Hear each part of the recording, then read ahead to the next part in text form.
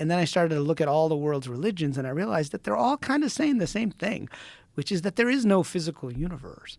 And so, that led me to the conclusion that we are most likely inside some kind of a computer simulation or a massively multiplayer video game, depending on how you look at it. But where did that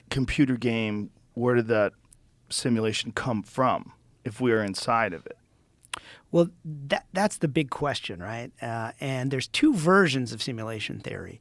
And, I teach a class on this at Arizona State University. It's probably the first college-level class about simulation theory, and it kind of pulls in science fiction, religion, philosophy, and technology. But one of the key distinctions I tell my students to make, because it's not talked about a lot with simulation theory, is what I call the NPC versus the RPG versions of simulation theory. Okay. Right. So NPC, as you probably know, means non-player characters within video games.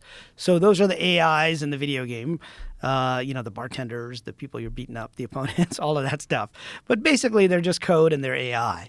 Then there's the RPG version, which is that we are actually doing a role-playing game. Right. So you exist outside the game, and then you have a character or avatar inside the game. So it's just like what we would consider an MMORPG today, right? Except with more sophisticated technology.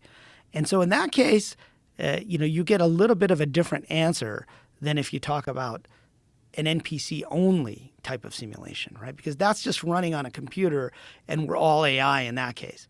Now, the two aren't mutually exclusive, right? In a video game like Fortnite or whatever, World of Warcraft, you have NPCs and you have PCs or player characters, right? So you've got both of those things going on.